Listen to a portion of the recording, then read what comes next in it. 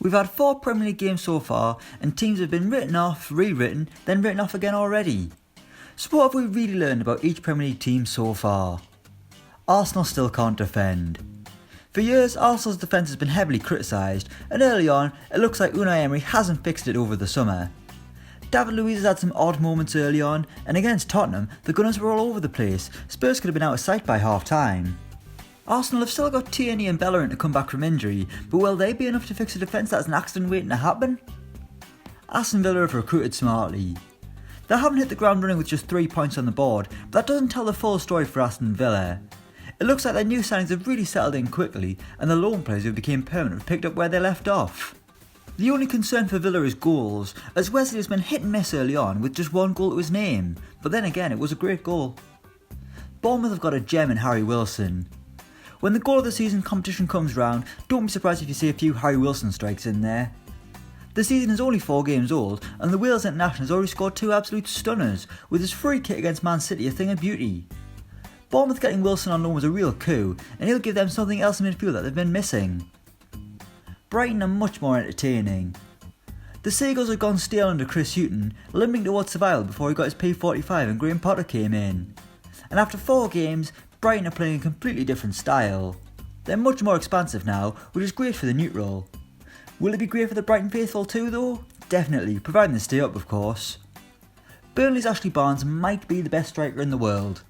He's the player that you all love to hate, or you absolutely adore him if he's on your team. Ashley Barnes is an absolute shithouse, make no mistake, but the way he's been playing has been out of this world so far. 4 goals in 4 games is fantastic, as Ashley Barnes continues to epitomise everything good about Burnley Football Club. Chelsea's kids can do the job, sort of.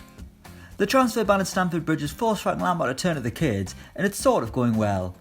The likes of Tammy Abraham and Mason Mount are thriving thanks to the opportunity they've been handed, but it hasn't all been rainbows for Chelsea.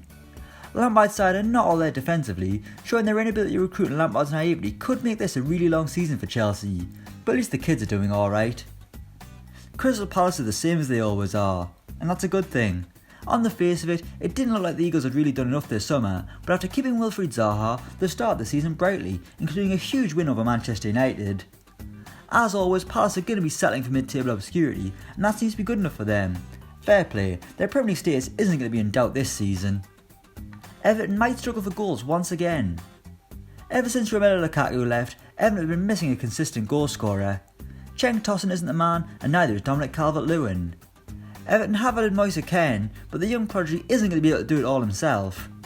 Everton look pretty solid this season, but it already appears that goals could be the issue once again, and it's cost them already against Palace and Aston Villa. Leicester City can break into the top 6.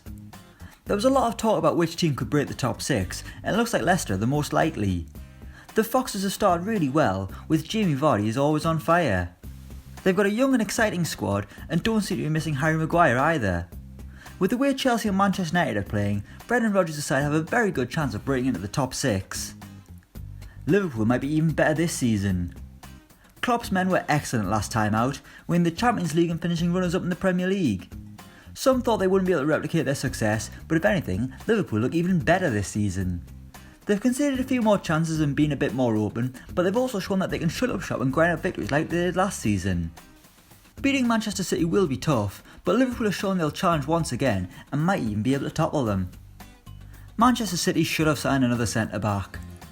Hindsight's a wonderful thing, and Man City probably regret not bringing in another centre-back this summer. First Vincent Kompany left for Anderlecht, now Aymeric Laporte set for a lengthy spell on the sidelines, and John Stones is also struggling for fitness. So as it stands, Nicolas Otamendi is the only first team centre-back Pep Guardiola has got, which must concern the manager. City have been excellent, but their fitness woes at the back could bite them on the arse sooner rather than later. Penalties shouldn't be so difficult for Manchester United. Had 2 spot kicks gone differently, Manchester United could be toasting a brilliant start of the season. But alas, Pogba missed at Wolves and Rashford hit the best missed penalty ever against Palace. The Red Devils need just 1 spot kick taker, it's not hard. Whether it's Rashford or Pogba, who cares, as long as it's not both of them. Ideally it would be Rashford, but that's by the by. He's no Rafa Benitez, but Steve Bruce isn't truly awful like some Newcastle fans expected. Replacing Rafa Benitez was an impossible task, but Steve Bruce was hardly the man for the job. But regardless, he's now Newcastle boss, and the Magpies aren't as bad as expected. Their first 2 games were rough, but Newcastle have since responded and have got 4 points on the board, including a brilliant win away to Tottenham. It's certainly better than a lot of fans expected, that's for sure. Norwich's Teemu Pukki can do it in the Premier League. When he was at Celtic, Teemu Pukki was a disaster, so no one really cared when he turned up at Norwich.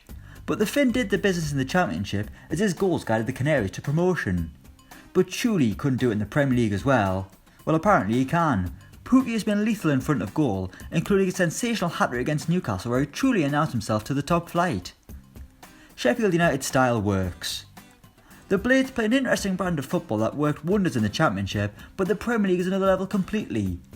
However, Chris Wilder's side have made their mark early, showing they can hang at the top and without compromising their brilliant style of play. While some people wrongly call them long ball merchants, Sheffield United are far from it, and their overlapping centre-backs continue to thrive at an even higher level.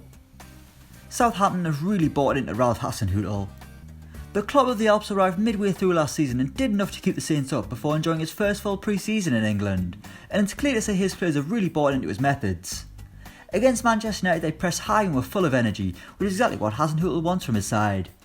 They're still a work in progress, but those signs have to be encouraging.